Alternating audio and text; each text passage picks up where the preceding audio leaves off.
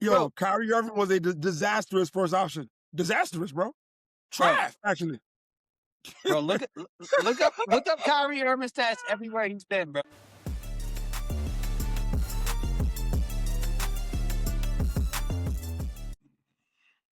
Okay, happy new month. It's Fanspected TV with Kilo Sports and D Scott. How y'all fellas doing, man? Doing good, man. How are you? Good, man. Can't complain, bro. It's Super Bowl week. You know, a lot ahead of us. But we're gonna start with the most notorious Hall of Fame snub, I think, ever.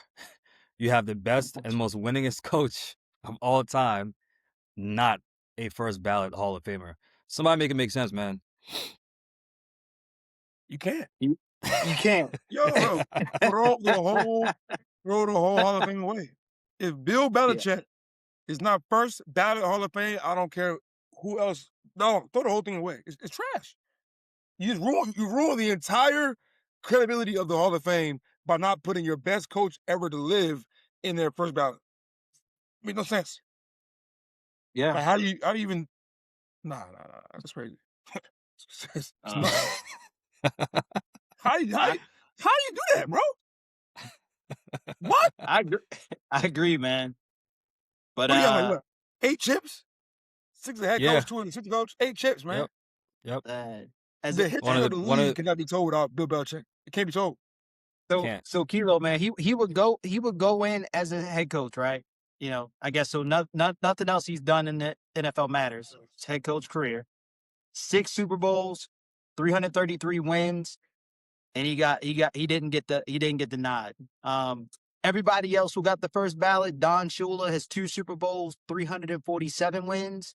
Chuck Noll has 4 Super Bowls, 209 wins. Tom Landry, 2 Super Bowls, 270 wins. Bill Walsh, 3 Super Bowls, 102 wins.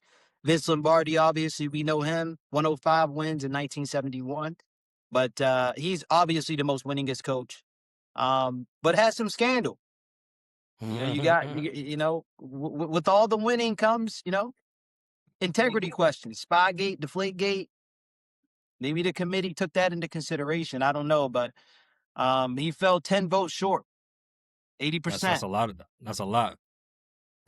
That's 10. That's either 10 idiots or 10 very petty people, man. And we know Bill Polian is one of them. That we know. That we know. You know what I mean? But no, you just read off his records, man. And I mean the records of all the other coaches who were inducted as a first ballot Hall of Famer. And obviously his career usurps that. Even if you deduct 2 Super Bowls from his career, he still has 4. So, and that's more than I think anyone you named. So it still don't make sense, you know? Now, if they want to do asterisk or something like that, and look, everyone who was anti-Patriots back in the day definitely felt very strongly about Spygate and some of the, times that they'll cross the line in terms of the rules and regulations. But they wanted to find an edge, and if we're going to credit Tom Brady as the GOAT, which is almost a universal statement now, even though, he may not be the best talent ever, but just complete career, the GOAT. You can't say Bill Belichick isn't the GOAT of coaching football, period. You can't say that, so it just makes no sense. But yeah, man, I just can't believe it. Can't. Nasty. Yeah. I think one thing to mention is, post Brady record for Bill Belichick, 83 and 104. So I guess that's a losing record if you want to say. Yeah, 83 wins, 104 losses without Tom Brady. Did he play that many? Without him, I was going to say not after. Yeah, not after. Yeah. But just total no Tom Brady as quarterback. Well, the thing is, but does that include his assistant coaching career as well, or just his days in Cleveland and then these are his days as a head coach. 83 wins, 104 losses without Tom Brady starting at quarterback. Yeah, but the thing is, at the end of the day, is Tom Brady isn't Tom Brady without Bill Belichick, right? 1, he drafted him. 2, he grew up in the Belichick system. 3, those first 3 Super Bowls were even though Brady got Super Bowl MVP 2 out of the 3, that was very, very, defensively driven success. Vinatieri, defense. Exactly. You had a kicker, and we've seen how valuable kickers are, so you can't diminish that or undermine it. You know, so we always have this nuance about who gets more credit. Belichick, Brady, Belichick, Brady. It's clearly Belichick, bro. Like, you have to draft the players, you have to hold the staff accountable, you have to set the culture, you have to, identify the right leaders on offense, on defense, on the line, on special teams. You know, I mean, how many Hall of Famers went through the Patriot system? Like, it's not just Brady, Facts. like he has Hall of Fame special teams personnel, so it's one of those things where, like, he has an eye for talent. They were able to. He was also the GM, so you can say he's also probably the best GM of all time. He had to manage that budget, and even without Brady, I think, was it Matt Castle? They had 11 wins one of those years. There were years where it was Jimmy Garoppolo and Jacoby Brissett, where he had to fill in some gaps, and they were still winning. He wanted to move on from Brady early on because in Jimmy Garoppolo, he had found the type of quarterback that can work for his system. Jimmy Garoppolo is not the most talented guy in the world, but he could run the Belichickian offense, right? At a less expensive clip. At a less expensive clip, Right. And then first ballot Hall of Famer if Bill Belichick ain't. He can't. If Bill Belichick's not a first ballot Hall of Famer, I don't know who is. But no, moving on, speaking of another controversy in a different league, Paul George, man, 25-game suspension. We went from playoff P to podcast P to PED P. You know what I'm saying? Man, Percocet P. Percocet P. Like, not to undermine any sort of mental health issues that he may be going through, obviously, because if he was taking the medication for that purpose, obviously that's a meaningful thing. But you play in the league, you get paid $250 million to hoop. You know the rules, bro. But, you know what I'm saying? D. Scott, what's your thoughts, man? Yeah, man. Drugged up P, man. That's what they call him. Nah, man. I honestly, man, I'm not too harsh on playoff P, man. I hope he rebounds from it. 25-game suspension seems like it's a little bit harsh. They're calling it performance enhancement drugs. I'm not sure how much it impacted his play on the court. He was right. He had January 27th, he had a big game, 32 points, 9 for 15 from 3, 5 rebounds, 5 assists. I think that's why they drug tested him, man, because he was hot. 9 for 15 from the 3, 32 points from P. They wasn't expecting that. Not at all. So you probably got the test at that point, but I don't think it's impacting his play that much, man. He had one big game. Everything else is 15, 9, 10, couple of DMPs. So respect playoff P, man. I'm not going to disrespect him on here, man. I hope he rebounds well. That team will make the playoffs. The Philly has been playing well. Frank, I know you mentioned that in the text. Embiid is getting back to Embiid, which is going to be scary. Maxey, EJ, I believe his name is VJ. My apologies. Edgecombe. Yeah, my apologies, man. He's a baller, young kid, rookie, looks real good. And then they also had Tobias Harris, who just kind of sneaks around, but I think he's a really good player as well in his own right. But they'll be fine, dude. I'm eager to see what happens with them. I think Tobias is in Detroit. I think they swapped Tobias for Paul George. So my apologies. Tobias is in Detroit. Yeah, so they're paying more for the same guy. So who is there? Is it Oubre? Kelly Oubre. Kelly Oubre's still there. My apologies. That's what I meant. Yeah. Oubre's still there. But they've got a good squad. I like them. Yeah. He's a starter too. Yeah. He's a starter too. Yeah, man. Very. But yeah, Kilo, the suspension. What you guys say about that, bro? I mean, I think he's on PEDs, bro. I mean, if I have to be honest, I just find it very ironic that you had your first big game and maybe 3 or 4 years they drug test you and find something in your blood. You can't really tell me it's about your health at that point.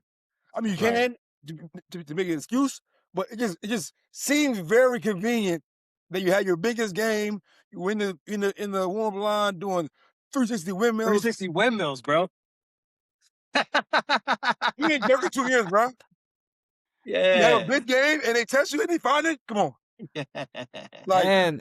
And as a veteran, you know what I'm saying? Like, that's coming. After a certain point, you have one of those explosive games. They're like, yo, come here, bro. It's gonna pop this needle on you.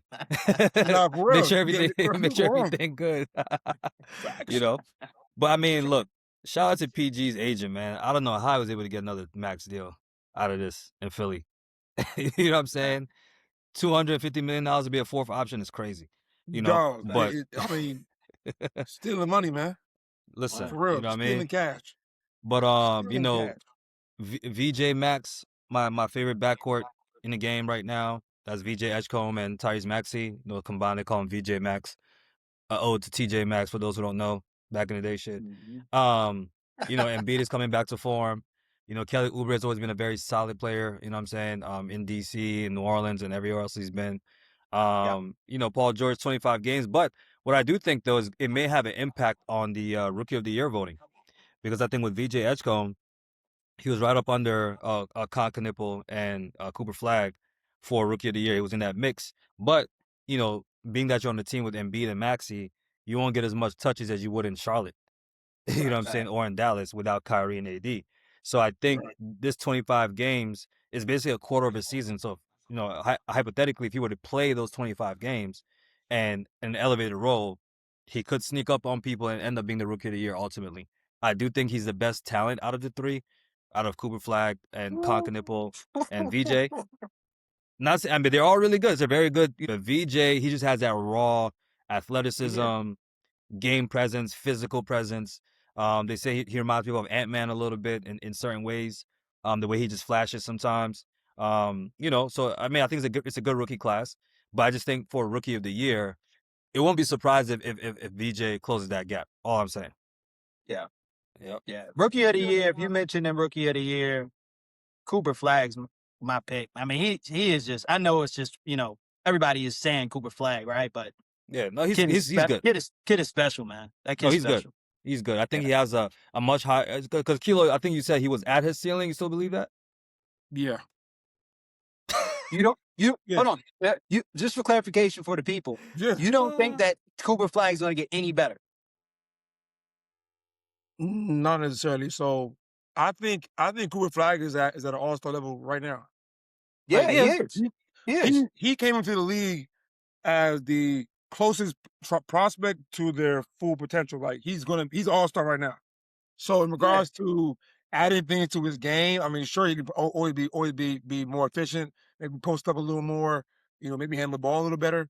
But he is who he is now. This is a matter of putting that into winning situations. You feel I see what you're saying. So you're saying his ability won't get better. His IQ may get better. Right. Ability to play the game more efficiently. But as far as him being a basketball player, you don't think he has too much more in him? I think he's at his peak right. I mean, not his peak. He's close to it right now, for sure. Okay. So you don't think he'll get better as a scorer? Like, okay, so for example, I think he's averaging like, I think 20-something points a game. I forgot. I think he's like 22, 23 a game. Yeah. So let me ask you this: do you believe, all things being equal, he'll ever average, let's say, 28, 7, and 7? Kilo. I don't want to say no, because a lot of that can come from just having the ball in your hands a little more. For sure. Yeah. Rooks. We saw what happened from Houston to what we're getting now, Phoenix. The ball in his hands a little more, you might have more opportunities. You know, I think. Okay, so given that logic, do we diminish players or do we overrate players who just happen to have the ball in their hand a lot? I think a lot of guys, some guys, we do overrate. Like who? Sure. A lot of guys are deserving to have the ball in their hand. Like who? Hey, Frank, stop, man. Stop that bullshit. I didn't say nothing. I know where you're going with this, bro. Like who? Some guys that are overrated. First name that comes to mind, De'Aaron Fox. Overrated. Okay. Okay. But he don't get that many touches, though. I'm talking about the correlation. I'm talking about the correlation between with the Kings, he got touches. He got a lot of touches with the Kings. He's Right. You know what I'm saying? So him going from the Kings being who he was to now being the lead guard and not being as effective with the Spurs, although they are better as a team. Yeah. It's like, bro, like, really who you are. I mean, I'm just saying, if there's a correlation between the amount of touches you get and how good you're perceived, that means that some guys are literally overrated because they get the ball a lot. So you're saying De'Aaron Fox is the only person that qualifies for that? No, I have to look. I have like create a list of like players off the top of my head. He's in front of guys. We're gonna address that later. I just want to put that in. You know what I'm saying, Daryl, I didn't say nothing. I did not say that. I know where you going with it, man. All right, fair enough. I didn't say nothing. It's not Luka. Let's go. I did not say nothing. I didn't say anything. We know who you're talking about. I did not say know what anything. we're talking about, but we ain't got to go there. I ain't say nothing. Record, I ain't say nothing. Cooper Flagg is averaging 20 points a game, 6 rebounds, 4 assists, 1 steal. Rookie year. I think that's great. I think contrary to what Kilo's saying, I do agree with him some pieces of it, but I think Cooper Flagg can be an MVP in his league. I think he has the ability to be an MVP in his league. I'm on record saying that. What? Yeah. I think one day Cooper Flagg could be an MVP in this league. No bullshit. I'm on record saying that. No. Today. All right. February 2nd, 2026.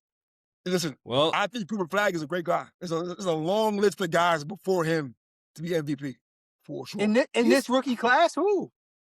It's not just guys who are rookies now. I'm saying like guys that are young players still in the game. There are guys that are going to be playing for the next 10, 12 years, like Ant or Tyrese Maxey, Cade Cunningham.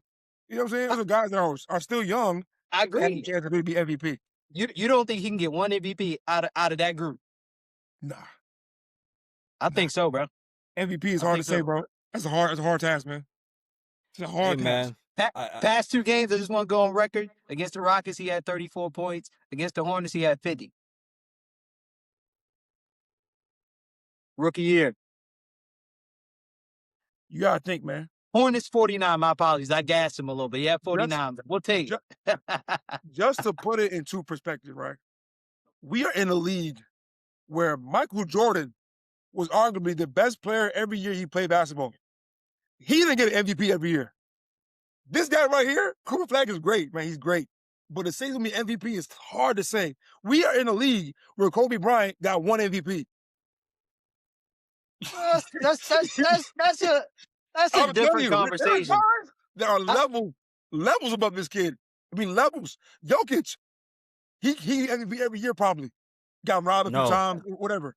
No, what year he get robbed? What year he get robbed? Hold on. Okay. There we go. I Appreciate think he got robbed personally, but that's not an argument right here. The big argument with what I'm saying is that we are in a league where guys are considerably better than Cooper Flagg that didn't get MVPs. Right. We live in a league. That I can agree with. Yeah. So Kilo, you're talking about today, him as a rookie, and I agree with you right now. I'm responding back to what you just mentioned, that he is at his ceiling as a basketball player beyond, him getting better more efficiently and IQ. I'm saying that he is going to get better as a basketball player overall. Physically, he can stand and get stronger. IQ can get better. His ability to dribble. I mean, dude he can get better, bro. I'm seeing flashes of really, really good players. What I'm saying. So Frank, think about this. He's 19 years old right now, right? He's gonna get back Kyrie healthy. Stop this, man. Prayerfully. How long will Kyrie stay healthy though? Stop this, man. Listen, I'm just speaking on what is going to happen. Hopefully, Kyrie, you get AD. I don't care what y'all say about AD. AD on the floor is impactful. You get Likely back. You get help. I'm just saying, these are guys that are hurt right now for the Dallas Mavericks. You get a healthy Dallas Mavericks squad with Cooper Flagg playing the way he's playing today and year over year getting better. In the next 3 years, bro, he has an opportunity, bro. That's all I'm saying. He has an opportunity. Well, on the 1-year anniversary of the Luka trade, actually, today or maybe yesterday. The 1-year anniversary. Let me ask y'all this. A year later, how do you feel about the trade? I still think it's nasty, but neither team really lost. The Lakers may have maybe 29 and 19, but they're not a good team. And Dallas is just trash. So really, who lost? So does that mean that the trade wasn't as egregious in the reason, now that the time has passed and the shock value of it all and everything? Yeah. Was Nico Harris literally out of his mind, or did he have some level of forward-looking and forward thinking and say, look, over the next 10 years, I got to make sure this organization is in a good position? It's possible it's possible. But I don't think he even got back enough for Luka. If you're going to trade Luka, you need picks and a player, like more picks. Yeah. Like Mikal Bridges was what 4? 4. Bane was like 5 picks. Yeah. I mean, if you're going to trade the guy, cool. We got to get more return. Yeah, but I just don't think trades should be working that escalating sort of fashion. Like, oh, because Bane and this, so that means that. Those 2 trades, people got finessed. That's what happened. They weren't good trades. You don't trade 5 first-round picks for Mikal Bridges. Like, you know what I'm saying? That's just desperate. You know what I'm saying? Like, or nor do you do it for Desmond Bane. So it's like we can't compare those things because it's just time, place, and opportunity. And some teams just overpay. I mean, look at Deshaun Watson, right? The league said, "Oh, nah, we're not giving Lamar jack shit." Because y'all were too desperate, y'all overpaid. So just like New York overpaid for Mikal Bridges, I think he's been a good player for him, but they overpaid for him. And I think Orlando overpaid for Desmond Bane. You know? I agree. So we can't use that as a framework for saying, oh, they should have gotten more for Luka. They got what they wanted. You know what I'm saying? They got Kyrie, they got AD, and then they got some spare parts, and they got Cooper Flagg now. So to Delroy's point, if they're healthy, they could be potentially more competitive. But that's a huge, colossal if. Because we're talking about Anthony Davis. Anthony Davis is synonymous with being injured. So I mean, honestly, if we put this into real perspective, we are expecting a over-dribbling, shoot-first guard coming off of 2 major knee surgeries, at 35 to come in and make an impact. That's hard to say. And I love We're talking about one of the best basketball players ever to play, Kilo, by the way. I'm not going to hold you. When you started that description, I thought you were talking about Luka until you said 35. Continue. That's crazy. I'm just saying that. Over dribbling, shoot first guard, who's out of shape. Okay, my bad. You're right. Wow. I'm not saying you didn't say out of shape, by the way. I'm saying Kyrie came out with 2 major knee surgeries. and I've always said it before on camera or on record that Kyrie is better suited as a second option. He's not a lead option guy. So I don't think he comes in and help. He doesn't have to be anymore.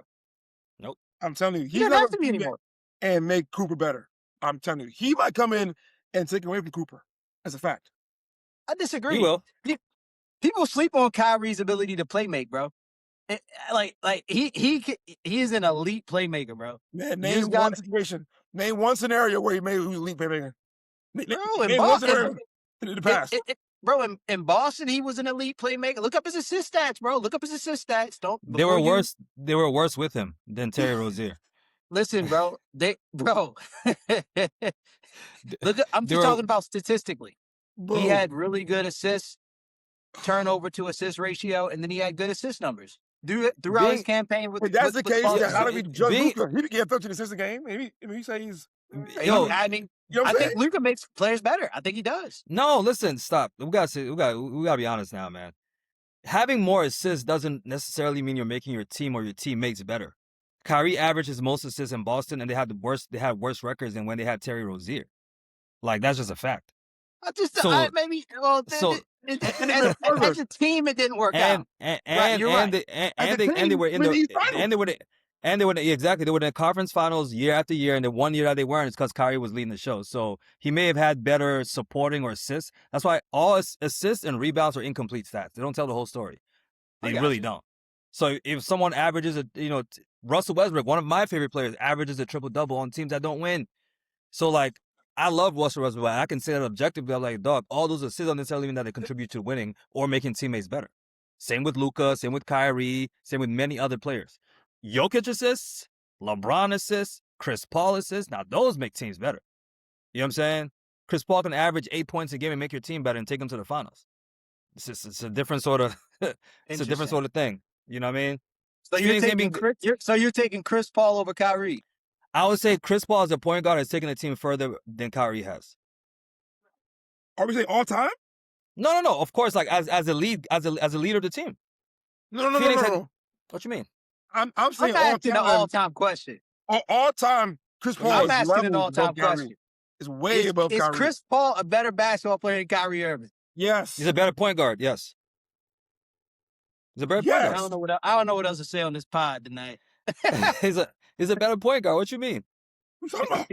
He's a better drunk, point guard. man. Y'all Who's drunk. career? Who's career? Who's career better? Who's career Kyrie, better? It's Monday. Y'all been drinking, man. Nah, man. if you look There's at no career, world hold that on. Chris If you Paul look, is better than Kyrie I'll tell Irving you, at basketball, bro. Stop. any world where Kyrie played basketball without LeBron, Chris Paul's career is better. No way. No way. Yo, Bro. Kyrie Irving was a disastrous first option. Disastrous, bro. Trash, actually. Bro, look up Kyrie Irving stats everywhere he's been, bro. Everywhere See, he's again, been, bro. we're having two different Chris Paul's- conversations. We're having No. two different conversations. What we said is that Kyrie does not make. You said he made teammates better. We said he didn't. Chris Paul makes teammates better. If- Blake Okay. Griffin, Blake Griffin's career and his career without Chris Paul. DeAndre Jordan's career and his career without Chris Paul. Devin Booker never makes the finals without Chris Paul. Mikal Bridges doesn't warrant 4 first-round picks without Chris Paul the year before. You know what I'm saying? That's why I don't look at SGA, hold on, let me finish. SGA's career and his career without Chris Paul. Ask him. Don't ask me. Ask him. Ask him. SGA, who should have been MVP last year. I mean, 2 years ago was MVP last year, might be MVP this year. You know what I'm saying? Chris Paul was sent to OKC for his career to be finished, and he took them to like the 6th or 5th seed in the West. You know what I mean? Like, come on, bro. Come on, bro. And then, not for anything, he took the Rockets within one game of the finals. And he got injured and they didn't win because of him. And we forget about his career in New Orleans. You know what I'm saying? We forget about his career. Like, come on, bro. Come on, man. It's not close, bro. There's a reason why David Stern said, yo, Chris Paul, I cannot allow you to play with Kobe. I can't do it. It's not happening. At that time, at that time, Chris Paul would have took the Lakers to a whole another level. Kobe could have had 7 rings, probably. Yep. 6 Kobe rings, would have gotten. 7 rings. Kobe would have. Kobe would have gotten. I hear what y'all Kobe would have saying, gotten. Kobe would have gotten better with Chris Paul, and Kobe said it. Listen to me when I tell you. I hear what y'all saying, bro. I get it, right? But he is not fucking with Kyrie, bro. Yeah, I'm sorry, yo, man. you're conflating, mind, bro. you're conflating talent. You're conflating talent with making people better. I think Chris Paul makes other teammates better than Kyrie. That's what I'm saying. All right, cool. You got that one. You got that. That's what we're talking about. Though. You got it. Chris Paul does make players better. More impact than Kyrie. Yes, I do agree with that. That's really what that's where this conversation started. Is Kyrie started, a better basketball player? Yes. Than Chris Paul? Yes. Yes. Nah, who's had the better career? If you remove Kyrie's 1 ring with LeBron, by the way, or look at his career without LeBron, you said with LeBron like he didn't earn it. He earned the fuck out of that ring. No, okay, but Delroy, be honest with the audience and yourself. Look at Kyrie's record without LeBron. Like, it's a very first round exit sort of routine scenario. You know what I'm saying? A lot of first rounds, a lot of non-playoffs, a lot of playoff misses. You know what I'm saying? All stats down. Like, he wanted to be that guy. Being that guy is kind of tough, bro. Just saying. Yeah. It's not as easy as he thought it would be. I agree. 132 and 51 with LeBron, 303 and 293 without him. So 50%. Sounds like he loses a lot.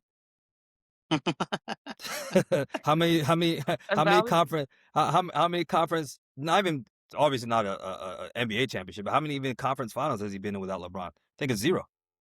Yeah, 0. They would have, though, in Brooklyn. I don't know about that. Coulda, shoulda, y'all got him out of there, man. Then he got swept. Then he got swept. They got swept first round. Kyrie don't get hurt. They win that series, bro. He was cooking before he got hurt. He was cooking. He was. Cooking the league. But look. And when people say, "Oh, LeBron is just trying to stack up longevity stats," the man just stays healthy, bro. That's part of the game. That's part of being a professional. It's part of the game. You gotta stay healthy. Like Kyrie, you know your knees buckle a lot. Do something about it. You know what I'm saying? Like, do something about it. You know? Yeah, man. Chris Paul is a better ball player than Kyrie. I'm sorry. I disagree when with you that. Say that, that's a conflating. I'm gonna let you have it. I'll let you have it. Yeah. We'll see when Kyrie retires. All right, let me ask you this, Delroy. Do you think before we end this, do you think Kyrie wins a chip before he retires? No. Okay. Unfortunately, not unless he gets traded to a true contender. So you just said you paying with the MVP. A potential MVP, bro. Come on, man. I think Cooper Flagg has the potential to be MVP of this league. One Oh, day. I stand corrected. I stand corrected. One day. I gotta One day. I gotta make a correction. I gotta make a correction. Kyrie did reach another conference finals and finals without LeBron. That was with Luka, obviously. In couple the years South. ago. Yeah. Couple years ago. Like it out. And I would say, Kilo, I have to say this. Kyrie, in my opinion, especially the second half of that season and early in the playoffs, was more so leading the charge and was closing those games relative to Luka. We can go watch the tape. This is not conjecture. This is what really happened. Now, everyone remembers the shot on Gobert because that was the exclamation point. But Kyrie, the left hand game winner, like he was doing his thing. He was doing his thing. Bro. 2 out He of was the 4 cooking. series, So Kyrie Irving I gotta But put I that agree, out though. there. Yeah. I mean, there's plenty of series where some of the big names are not so great. I mean, Jalen Brunson won 2 games when Luka wasn't playing, so like people do it. You know what I mean? It happens. You know what I'm saying? But anyhow, we're at time, man. Just for everybody watching, we're gonna be in Atlanta, Georgia, talking to all the fans for the Super Bowl. We're excited for the weekend. Catch us. Where we gonna be at, Delroy? We have a spot yet? Man. So we'll be at